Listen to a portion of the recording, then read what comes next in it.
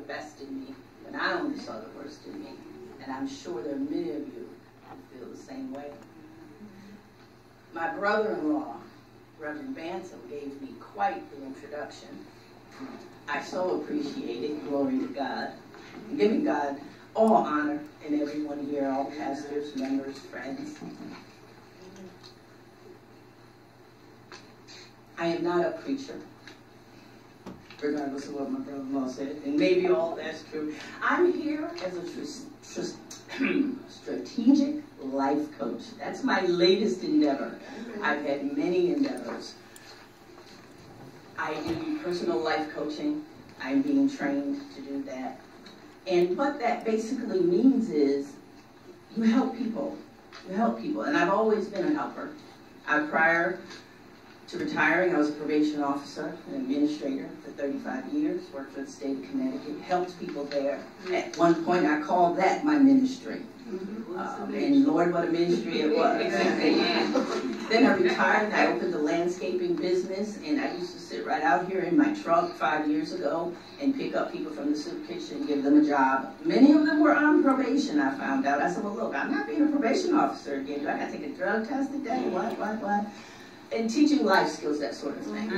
Now I'm in the life coaching business, doing it more one-on-one, perhaps corporations, etc. later on, as I develop my skills.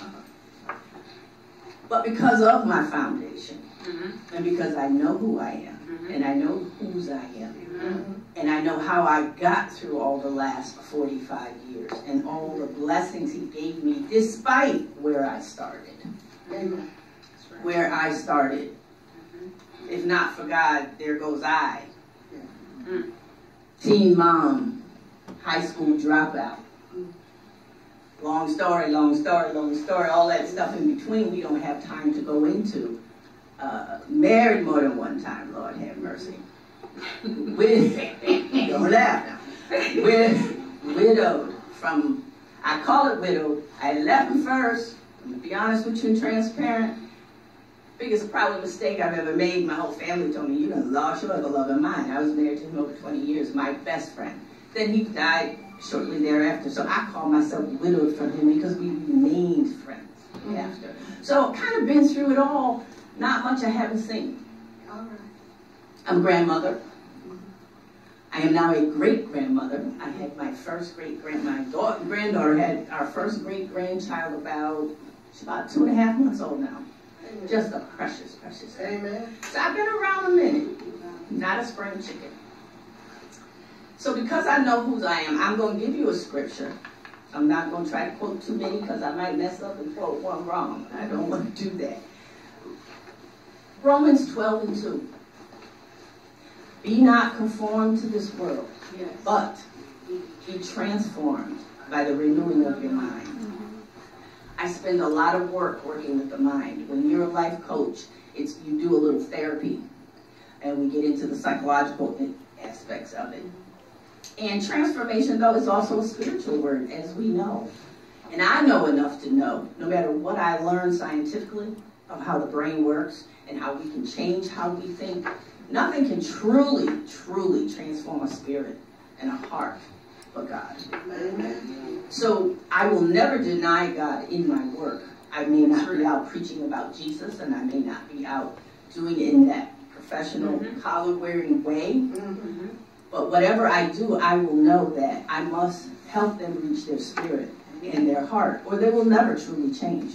Because behavior modification is not transformation.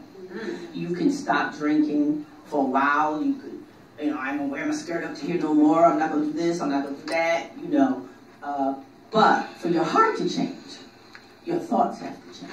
Your mind has to change. And God made us. He made us. I'm all off script. He made us. And no one knows our minds better than God. I've always been into renewing the mind, and I've done it for myself. My main premise, though, with all of this is that, do you love yourself? This is the love month. Happy Valentine's Day, everyone. Same to you. It is Black History Month. Amen.